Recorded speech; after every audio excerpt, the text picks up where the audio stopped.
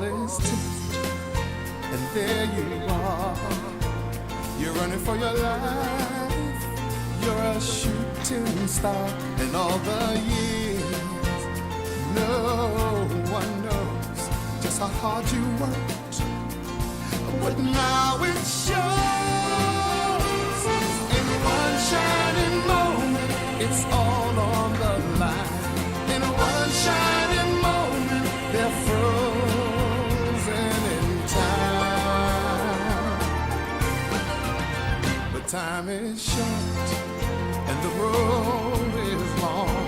In the blinking of an eye, that moment's gone. And when it's done, win or lose, you always did your best. 'Cause inside you knew that in one shining moment you reached deep inside. One shining moment you knew you were alive.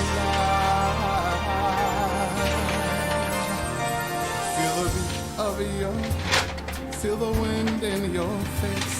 It's more than a contest. It's more than a race.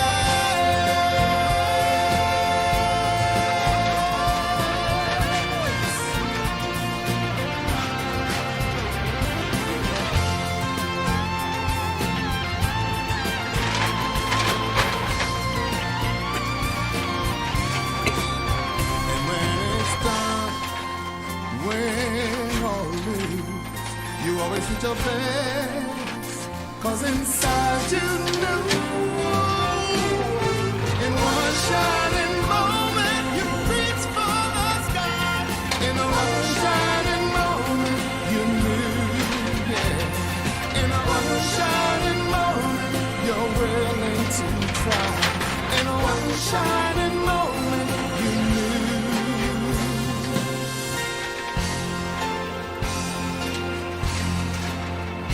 One shining moment.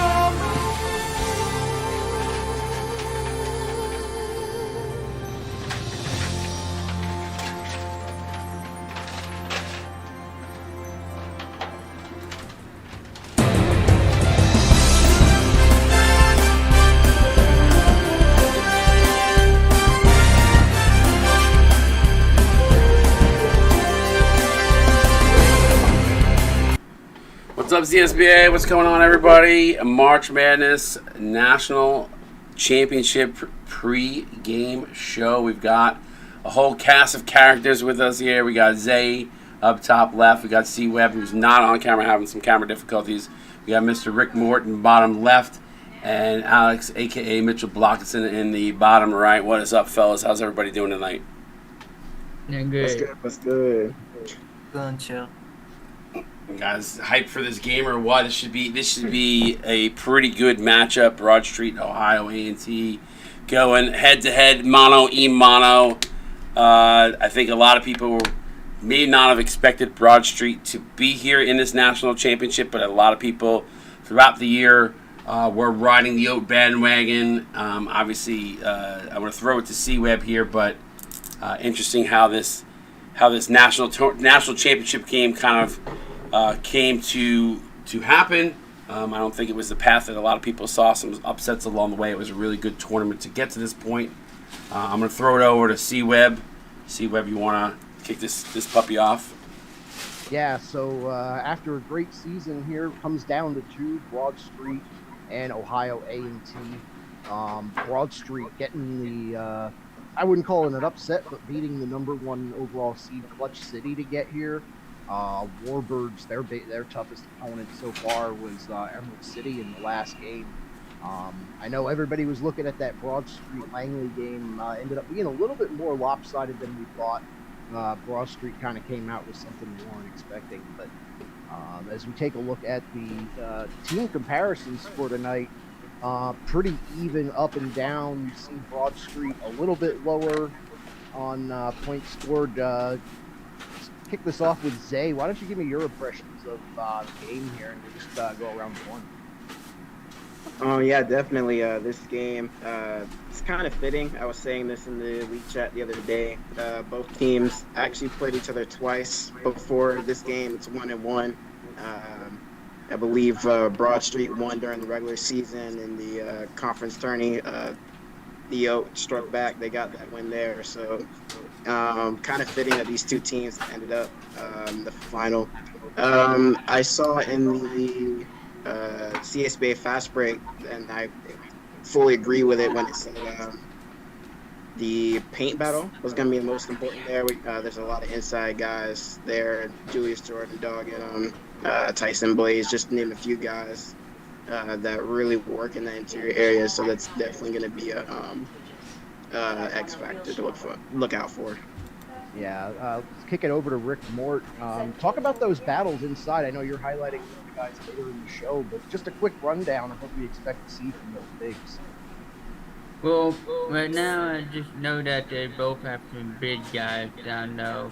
I mean, you got Tyson Blade, who pretty much is just 1B after the fact of Julius Gordon, who can just dominate that point.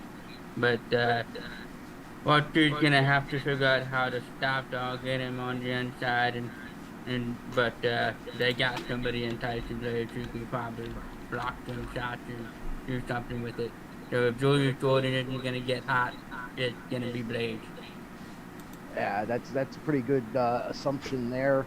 I like the breakdown in Blockinson. What's your take on the backcourt here? Both teams have some good shooters. They just don't. Their focus is inside. So what do you make of the outside game? Well, throughout the outside game, you have obviously elite scorers like Braxton McFadden on that Ohio A&T side, alongside guys like Bo Fazo and Webb. I feel like that there are some guys on the Ohio A&T side that they know how to create shots for other peers. They could set up second chances for other guys. And when you look at guys like Teddy Glass, they're not the strongest outside scorers, but they could set up outside opportunities for others. And I feel like that's where Ohio A&T could probably manipulate. But Brax, with the Bullies, I feel like they know what they're doing on defense up against a premier offense matchup, especially on the perimeter area. Yeah, for sure. All right, so good analysis from our team here. Scott, you got any thoughts before we get into the players? Yeah, I mean, I just really quickly, these two teams, as you can see, the numbers in the team comparison, pretty darn freaking close. I mean, every number here that you see on your screen and inside the paint is spot on. Right, I'm anticipating a very close game between these two teams. I think the interesting thing for me, just from a team comparison perspective, both these teams 1-1 against each other during the regular season. And then the other piece to this, too, is we've seen Broad Street play a lot different down the stretch, especially heading into conference tournament and as well as into March Madness. Ohio A&T has been pretty consistent throughout the entire year. I feel like you know what you're going to get with them. But for me, Broad Street is definitely the question mark here. Will we see the dominant play that we've seen throughout the tournament and into the postseason, or will we see them revert a little bit back to what we saw earlier in the year? But like I said, Ohio A&T, everything you've seen from them to date has been pretty consistent. Broad Street really flexing their muscles of late. So for me, I think the question mark is which Broad Street team shows up here in the finale. Yeah, I think you're right. Broad Street definitely on the hot streak of these two teams in terms of who was really feeling it late in the season. But we'll kick it back over to Zay again here, since he's going to be talking about some of those big guys inside. We'll start with Dog Inham from Ohio A&T, leading rebounder on that team. So Zay, take it away. Yeah, definitely from the freshman perspective there. Freshman of the year. That's a pretty big thing to get from that early on, but not a lot of people really talk about him in that sense. Like, you always think of Braxton McFadden and Mario Da Vinci, but then you got the big dog down low. I think it was like one game he actually went perfect. Just the what's the word I'm looking for? I just lost it. But No, you're good. yeah, You're definitely. good. Yeah, definitely a key piece for them, especially in his freshman year to come in and contribute right away. Yeah, I think the word you might have been looking for there is consistency. 78.2% from the field. So definitely, showing what you're talking about there, able to had at least one or two perfect shooting games this year. Kick it over to Rick Mort. He's going to be talking about Tyson Blaze, the guy that's going to have to go up against him here. Blaze, a big time scorer for Broad Street. They really rely on those two inside guys. So, Rick, what do you have on them? Well, Tyson Blade, as you can see, averaging almost a double-double per game, but his his his proficiency and field goal percentage is really good. As you could see before, Doggett and Tyson Blade, it's gonna be a battle between those two. They're really neck and neck. But it depends on who's gonna be scoring faster, who's gonna be able to get on the board quicker, and for Broad Street, they just have to get on the board quicker, and the way they're gonna get there, it's either Tyson Blade or Jordan. The way I see it, Tyson Blade is probably gonna be that ghost that no one's not gonna be looking for. They're gonna be hitting them really good and really strong early on. Yeah, good analysis there. I think he could be a key factor for them tonight if he can get the edge on Dog. Let's go over to Mitchell Blockinson. He's going to talk to us about the small forward position for Ohio A&T and Teddy Glass, team captain, coach's player. So take it away. Let us know what we need to know about him. I'll gladly do. Now, Teddy Glass, he is a 6'9" small forward. He's been through his junior season. He's been blazing through March Madness. Especially against Oahu, he had 17 and 6 with 4 blocks, despite averaging 0.1 blocks a game, which he knows how to get on fire. He could create any second chance opportunities for his guys, like I mentioned or like hinted at earlier for the segment. He is not the most elite shooter at all, but he has a 60% field goal percentage, especially throughout the inside. You could see good shots from him. He doesn't really have from the outside as a small forward, but he knows how to make his guys much better. Yeah, very good facilitator, solid defensive player too. As you can see, uh, you know, half a steal per game, so definitely contributing in that factor. Kick it back over to Zay, who's also going to break down Julius Jordan, the power forward from Broad Street, player of the year and leading scorer of everybody in this game tonight. Yeah, definitely MVP of the this season so far, and in this tournament, he pretty much proved to all of us as to why he deserves that title. Can't really talk too terribly much after posting up 20 points a game, but then it feels as though once he starts getting in a rhythm, everyone around him just starts getting in the rhythm as well, and they just seem to click so seamlessly when he's on a roll. Yeah, for sure. And so going to throw up a few more players here that I've kind of identified as guys to watch out for. I'll give a quick intro and we can see a quick around the way and see what you guys think. First, I'm going to talk about Wichita Henderson from Ohio A&T. He's going to be coming off the bench tonight. So this is a guy who, I mean, he hadn't really found his groove until he got here to Ohio A&T in his junior season. So definitely matching up well with Coach Glass in terms of how their game plans fit together. So and also a high percentage 3-point shooter. So let's go reverse order here. Watkinson, why don't you tell us about Henderson real quick, and we'll move around from there. Well, throughout my guy Wichita Henderson, I feel like what you see from him as that bench guard, as you mentioned earlier, coming off the bench, he could score for sure. I mean, he's averaging nearly 50%, about 47% field goal percentage. He could hit his shots about 35% three, which is definitely not bad. And he almost had to steal a game for not. So, Yeah. but in general, I feel like he can make a big impact off the bench for Ohio A&T. Yeah, he's going to be a big spark for them. Next guy I want to point out, coming off the bench for Broad Street tonight, Nico Palaton, the guy backing up Tyson Blaze. He's had a pretty impressive season so far, especially being a bench player the whole year. 6.1 points per game and 7.3 boards. Rick, you talked about the starting guy at the center. Let's talk about his backup a little bit.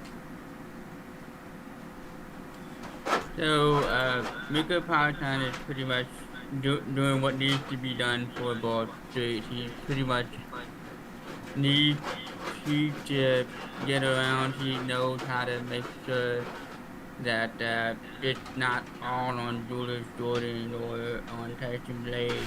Miko Palatine knows where he needs to be and how to get his shots going. And as you can see from the rebounds, he's averaging 7.1 rebounds, which is pretty good. And Yeah.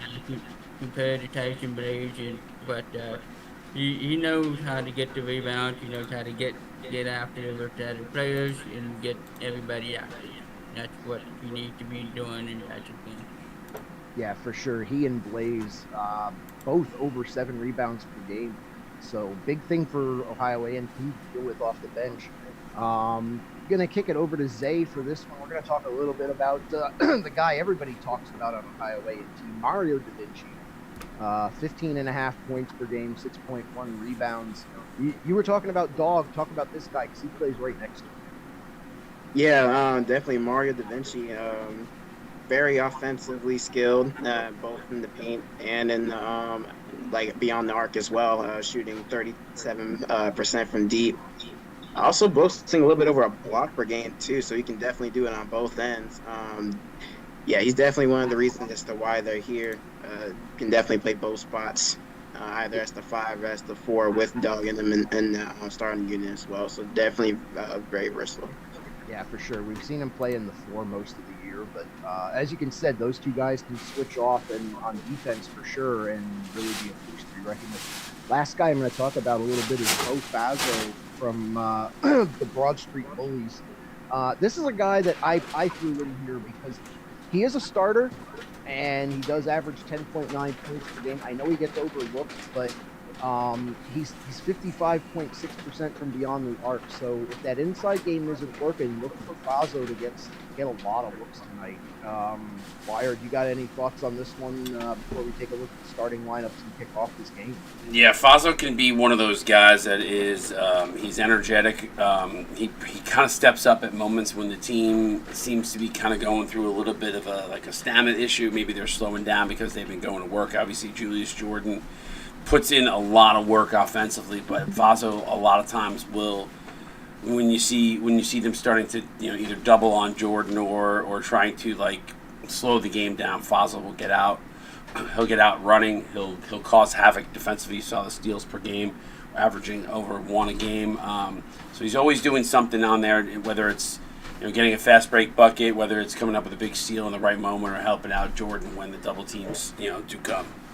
Yeah, I see Vengeance in the chat saying a spark plug. That's exactly what this guy is. He's a spark plug. And Rocket Webb is well off the bench next to him. We don't have a graphic for it, but worth mentioning that Broad Street has got that center and power forward combo, both in the starters and off the bench, and that's a hard thing to deal with. So why don't we take a look at the starting lineups here. Wired, why don't you take us through this? I've been talking enough here. Yeah, no, you're good. BJ Mack, Bo Fazo, Ralph Lumley, Julius Jordan, Tyson Blaze, starters. Your starting 5 for Broad Street tonight. On the Ohio A&T, you've got Braxton McFadden, Zay Elliott coming off the bench now being inserted into the shooting guard role. You've got Casco Banner, who's been a staple at the small forward position all season for the Oat. You got Da Vinci at the 4 and Inham at the 5. You just look across the board. It'll be interesting to see because, like, if you got the point guards, you got BJ Mack and McFadden kind of going head to head. Fazo and Elliott should be an interesting matchup at the shooting guard spot. I think where it's going to start to get interesting as we start to go towards the bigs. The small forwards percentage, I think the nod goes to Broad Street with Lumley. I think he's just a little bit a better player there. The interesting matchup, and the one to me that's going to be interesting to watch is Jordan and Da Vinci. Those two guys, totally different types of style players. Jordan is a drive, get out in transition, power to the basket, whereas Da Vinci goes in and out. I think he'll have a little bit of a size advantage over Julius Jordan. It'll be interesting to see how that plays out. That's a matchup I would watch all night. And then the two big guys, Blaze and Enum, you saw the efficiency, you saw the blocks per game. Those guys can battle it out inside. So to me, I think tonight's game, you're just probably going to be at the 1, 4, and the 5 spots for me personally. Yeah, for sure. I think you're pretty accurate in that assumption. I think a lot of people can see that from the starting lineups. Right quick before we get the game kicked off, we're going to go around. Who do you got tonight winning this one? Say? I got the Oat. Oat. Rick, who are you picking? I got the Oats as well. All right. Mitchell, you gonna go with the Oat or you gonna go against? I don't want to really hate on the Oat, but I'm picking Broad Street by 6. Okay. All right. Bold choice there. Wire, what are you looking at? What do you think here? I mean, from a league perspective, I just hope it's a close game. If I have to pick somebody, that's tough because I really love the way the O played all season, but I'm really loving the way Broad Street has pulled themselves to this final game. They're running something that no other team throughout the CSBA has run in any season from a playbook perspective, and I'm the only one that has an insight besides the team itself.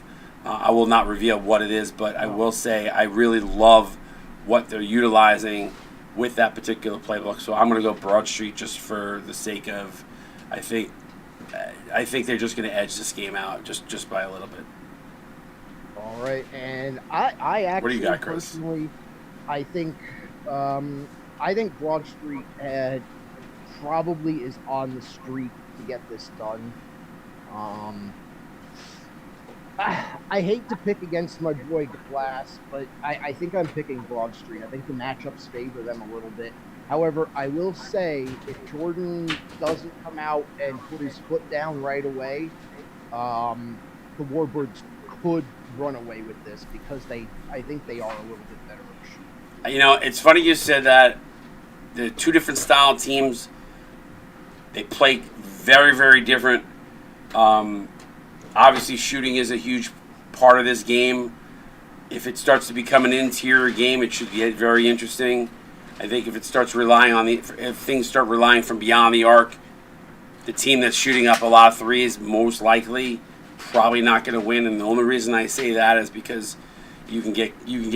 It's great you can win by the 3, but you can also die and go down in flames with the 3. So it'll be interesting to see which team does what here in this finale. Yeah, for sure.